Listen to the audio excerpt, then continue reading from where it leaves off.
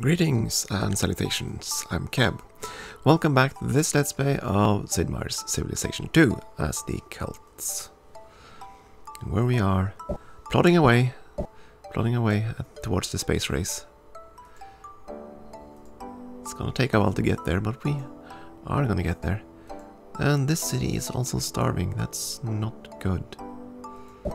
I'll have to quickly build some farms, I guess, to fix that.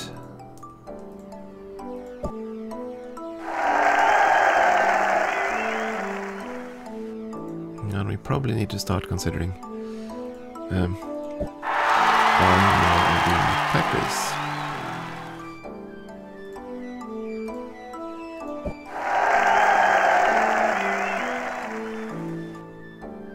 Yeah, let's build the recycling stuff and see if we can curb up pollution. So annoying to deal with. And we developed, okay, computers, woohoo! A computer is a device capable of performing a series of repetitive arithmetic or logical functions far more quickly than a human brain. The earliest computers were designed to solve complex mathematical equations. British mathematician Charles Babbage conceived such a machine called the analytical engine in the 19th century. Many variations of analog or mechanical computing devices were built during the first half of the 20th century and were used for such tasks as computing torpedo tracking in submarines and controlling bomb sites. The growing study of electronics in the late 1940s led to the invention of the digital computer. The first all-electronic computer, containing 18,000 vacuum tubes and capable of hundreds of multiplications per minute, was built in 1946. Which one was that again? Was it not Enigma? Enigma was the German coding machine. EVIAC, something like that? I forget.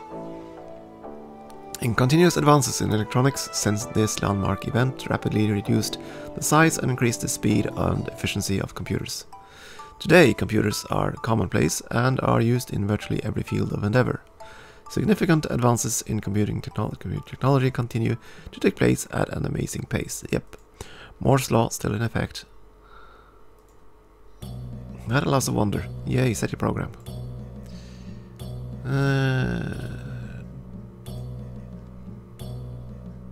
Yeah, sure. Let's go boom. Let's go with the big bada boom.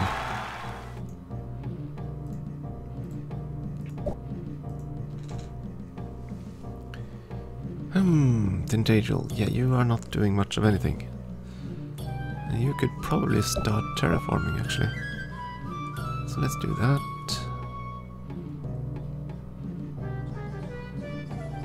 Still trying to cut down the jungles here, aren't I?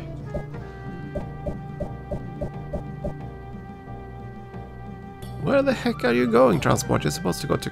Okay. Maybe it'll find its way eventually, I guess.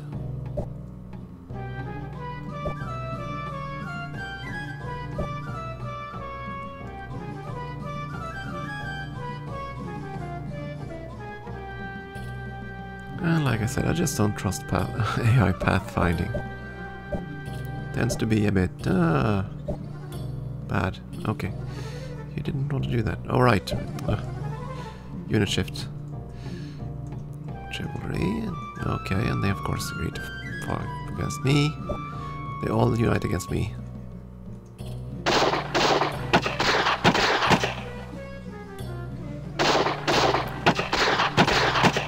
I mean, it's very obvious in Civ 2, compared to other games, that the AI will band together against the human player if the human player comes out ahead. Which is okay, I guess. It is what it is. I'd prefer it if that wasn't the case, but yeah.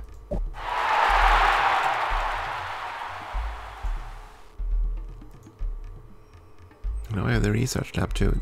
Keep getting more buildings to build, and we don't have time for such distractions. Fine, go with the recycling center. Just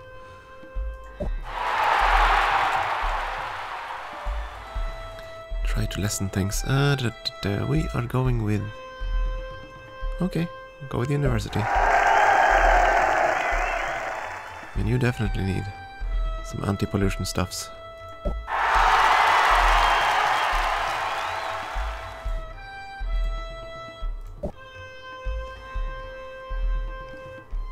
And I keep forgetting. Okay, this turn we are going to make factories. We're going to buy factories.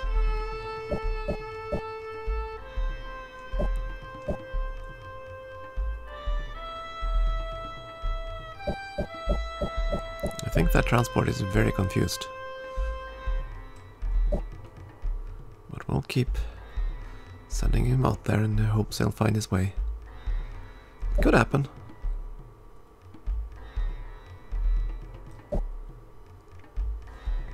Okay, oh, let's see, that's city status. Let's go there. Yeah, building a lot of good stuff. No, not there. There.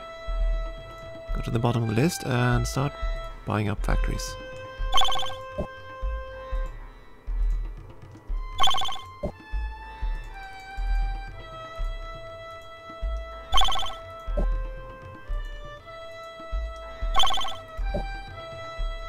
That's a 0 shields, that's a little iffy. It always costs more. If they have a single shield, it'll cost less. That's how I recall it. 398 and 1 shield, compared to the one with 0, which will cost 800. So 1 shield cut the cost in half. So yeah, having at least 1 turn of production is kinda useful.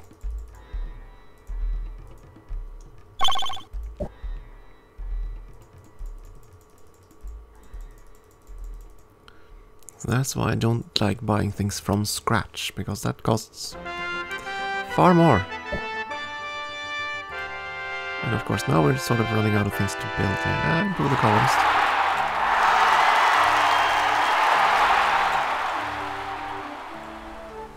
Yes, you're starving, so you kind of want the harbor, I know. I'm trying to fix it.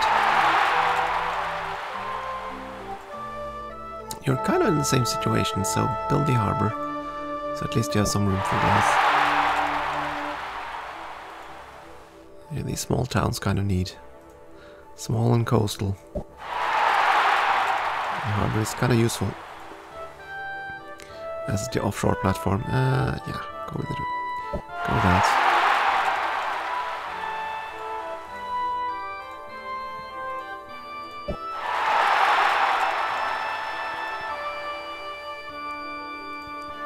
Lots of lovely factories.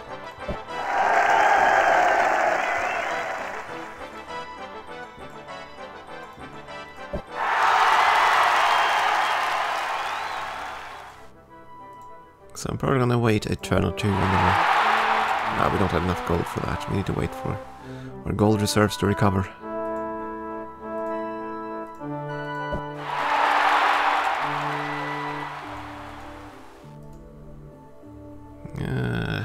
Yeah, fine, go with the supermarket. And we definitely need... I'll go with the mass transit first. I think we have enough population to merit that.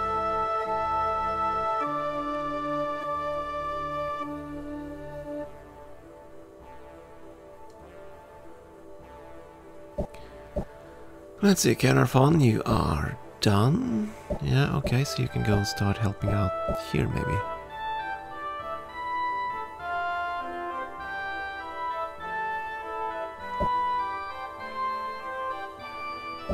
Pollution comes first, we need to clear that out. We do not want to live with pollution.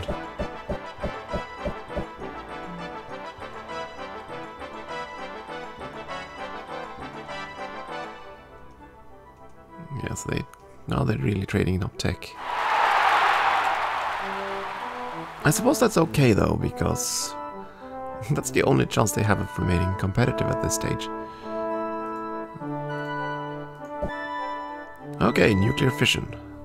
Big bada booms, and this is from Hiroshima, I think, isn't it? The church tower and the stuff, I don't recall. According to Einstein's theory of relativity, even the smallest bit of matter is equivalent to a tremendous amount of energy. For instance, 2 pounds of matter, if converted completely into energy, would produce energy equivalent to an explosive force of 22 megatons of high explosives. In 1939, based on German experiments that successfully split the uranium atom, physicists were able to explain the process of nuclear fission. When a large, unstable atomic nucleus splits, fissions, the result is 2 or more smaller, more stable nuclei, accompanied by the release of tremendous amounts of energy and lingering deadly radioactivity. The first application of this powerful technology was in warfare. Sadly, a top-secret research effort in the US known as the Manhattan Project studied the fission process and eventually produced the first atomic bombs, which were dropped on the Japanese cities of Hiroshima and Nagasaki in 1945. These relatively small bombs, the only atomic weapons ever used in war, each produced an explosion equivalent to more than 20,000 tons of TNT. The nuclear weapons of today are capable of producing explosions thousands of times more powerful.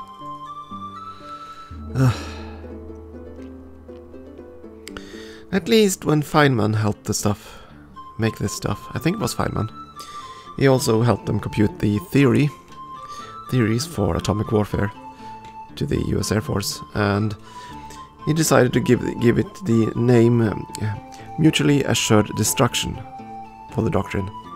And did so because he knew that the armed forces would love to make contractions, and of course that meant the whole thing became known as the MAD theory, which is very, very suitable.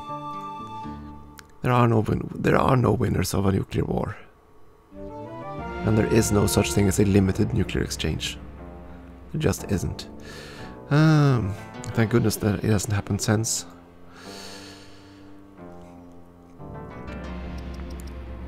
Yeah, I don't know. Fine, let's go with mobile warfare.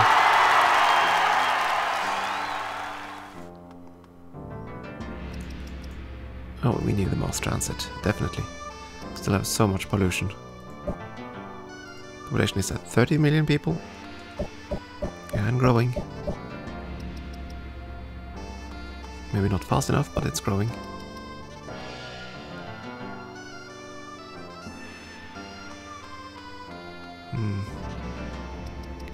It's kind of hard to see on plain squares if they have farms or not. No. Minor complaint, and the wealthiest is not us. By a long shot, my goodness. Yeah. We're very poor. That's not good.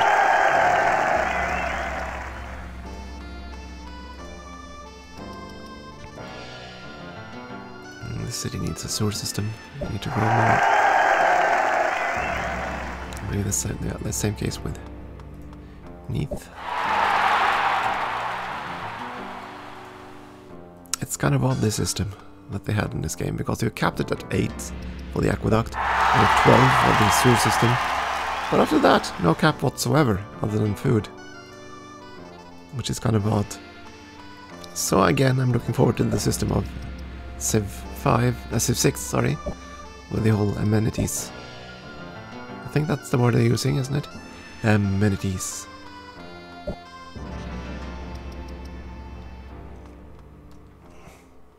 Well, I generate that system.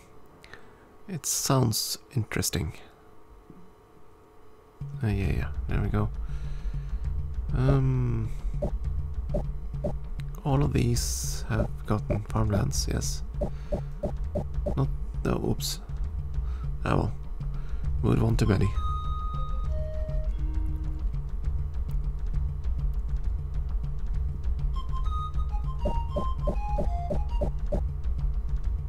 Right, so that ship is not... Yeah, it's going up to this canal.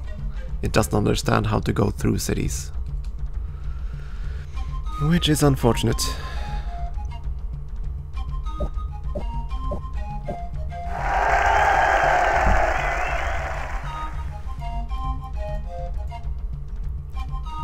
Yeah, sure, grab the research tab, why not?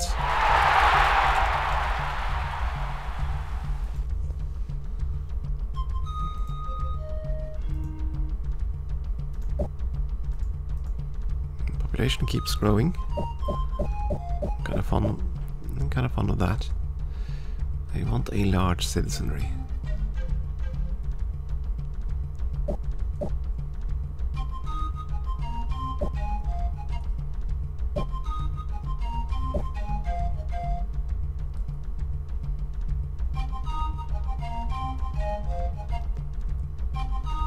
Yeah, go deal with the pollution first. That's unattended pollution will result in global warming and all that fun stuff. Ugh.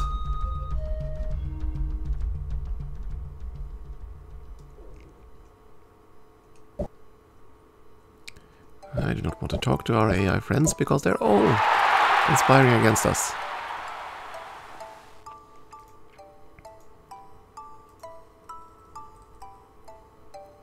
That's not fun at all.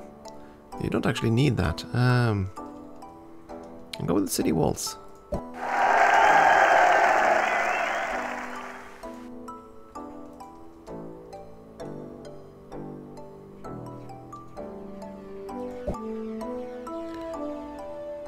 Yeah, I thought there was one more tech. There we go.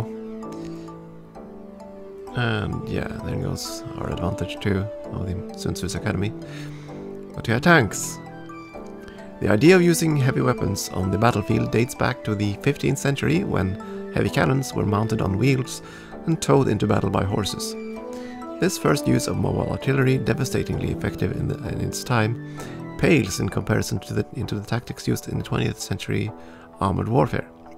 Tanks were first used during World War I.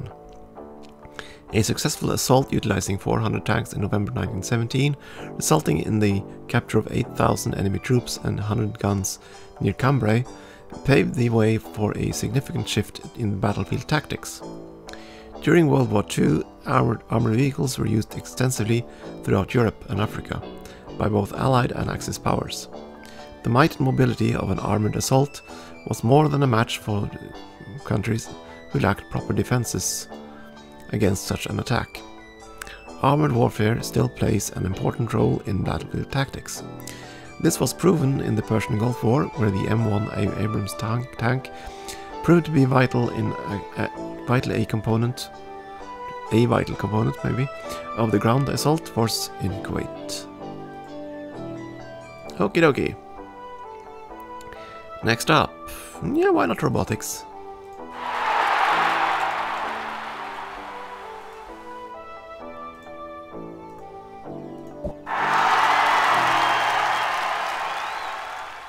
Now we are getting quite a few things built here. Yeah, sure, go with the research lab. Get all the things built. All the things. And whichever city finishes construction of everything is gonna build the wonders. Maybe.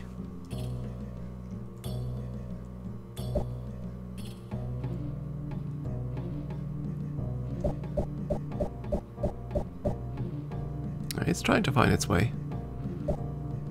Nope, send her away. Not interested in talking to people that just gonna threaten me and beg for goods or such like.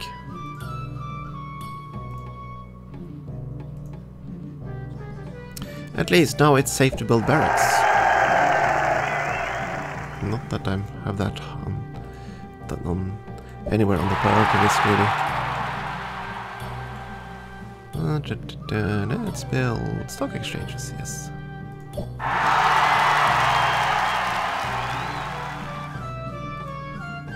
And research labs, why not? Yeah, Celts is probably gonna be the first city to finish construction. It's construction queue. That forest, yeah, cut that down.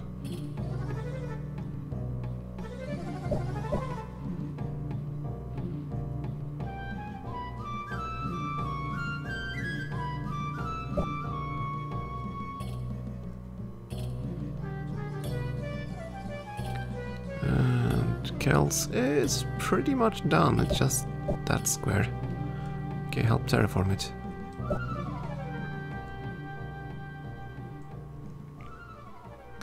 Gramona, you're right, you were trying to improve the square out there.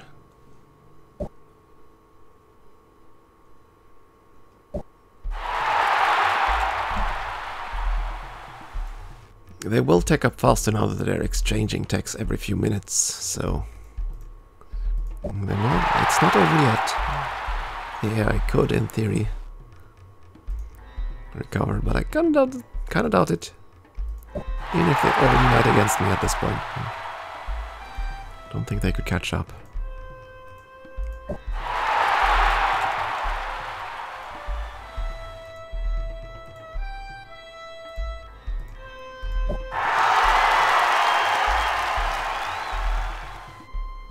They're so cheerful, these people. Do I have the... Yeah, I do have the offshore platform here. And I did build the supermarket as well. Yeah, well, go with the library then.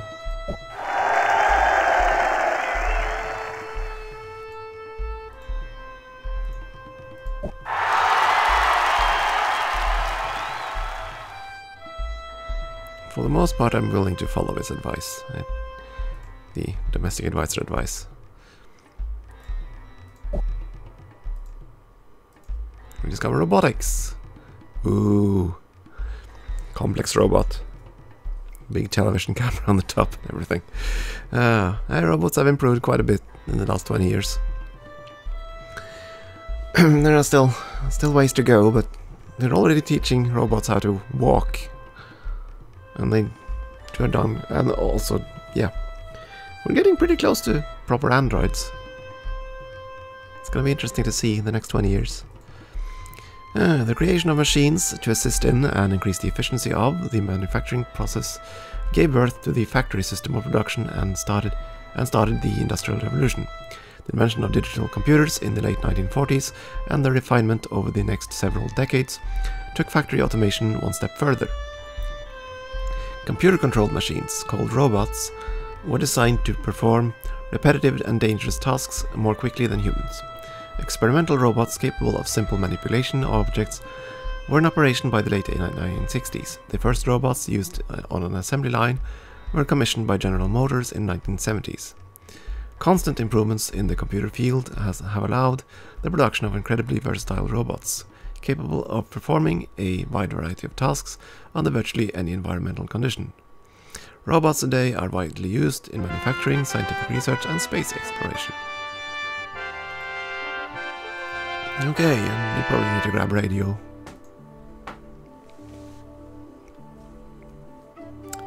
The city of Langolan, eh? Cut down that forest.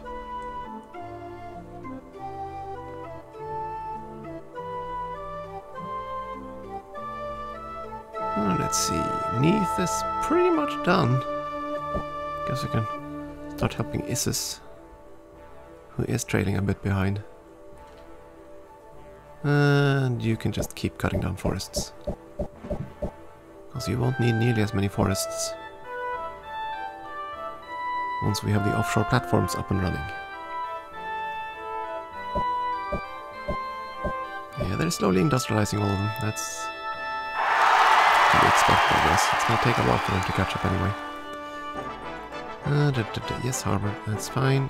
Make all the squares better.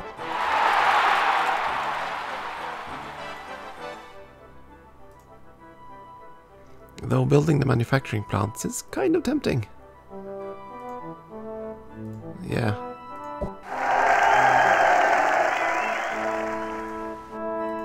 I mean, that really kickstarts production.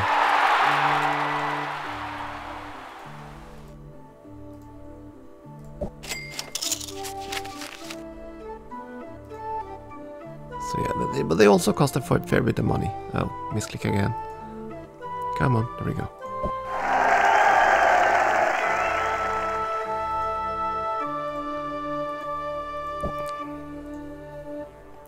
I do believe we can still support it, and if we can't, we can just adjust the tax rates, so it's not that big of a deal.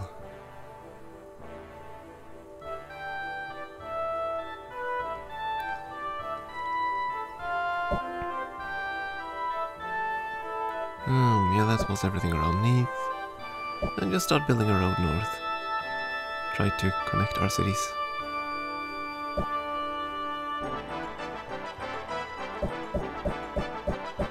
What do you know? The transport actually made it. Took him a while, but he got there.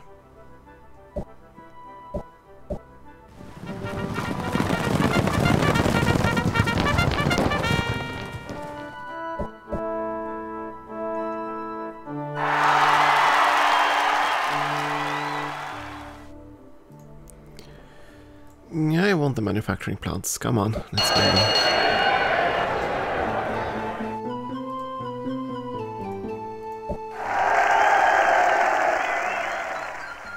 And you probably should get the offshore platform first.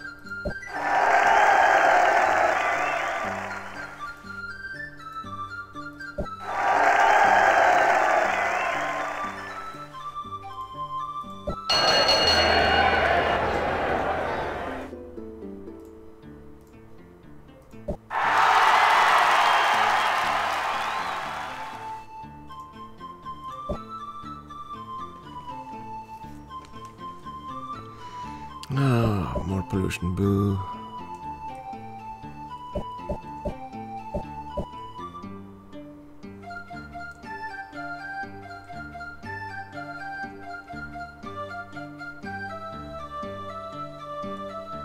No, not O. Whoopsie. Not O. I.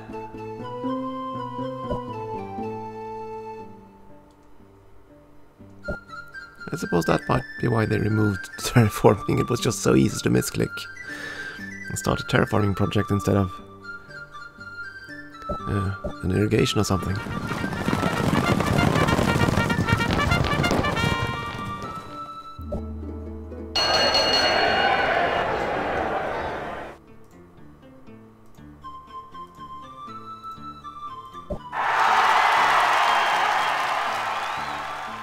Our economy isn't stagnant. Of course not. We discovered radio. And I can build air bases. Woohoo. Let's see. Prior to Guglielmo Marconi's invention of the radio in 1896, long-distance communication was carried out either by mail or by over miles of cable via telegraph. Marconi's first demonstration of the radio telegraph transmitted a message just over 1 mile without the use of wires. Continued improvements increased transmission range to over 200 miles by early 1901. And by the end of the year, a single letter A had been transmitted across the Atlantic Ocean. By 1905, many ships were equipped with radio telegraphs for ship-to-ship and ship-to-land communications, and by 1915, the invention of the 3-element vacuum tube, or triode, made it possible to regularly transmit voice messages over the airwaves. Throughout the years, radio has been refined not only for communication, but for detection and ranging, radar, and astronomy. Okie dokie.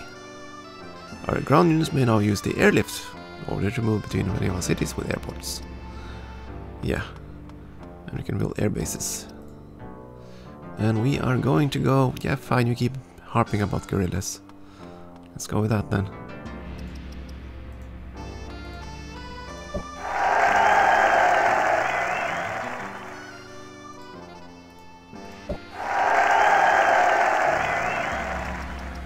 And now I'm starting to feel I have way too many cities, but that's, again, a side effect of the map.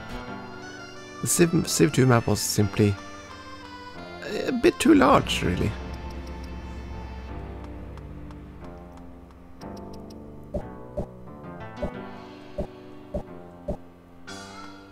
Start improving the tundra forests there. Dum-de-dum, let's keep farming out squares.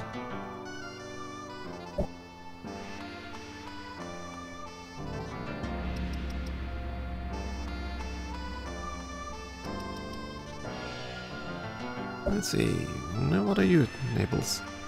Alright, you're on that little island, huh? All alone on your little island. Ah well, that's sad. Why have... These are still... Alright, they're waiting for growth. Which won't happen. Oh, okay, so you are actually in a kind of bad situation. We need to fix this. The city will never grow. So, like so. And there was one other city that looked to be in the same situation. in that... Yeah, Dinos Emrys. No, actually you are growing. Okay. And... What about Crete? Yeah, you're also growing and you have a shield. Yeah, that's fine then. It will work out. But for now, I think it's time for a short break. So, thank you for watching, and I hope you'll continue to do so.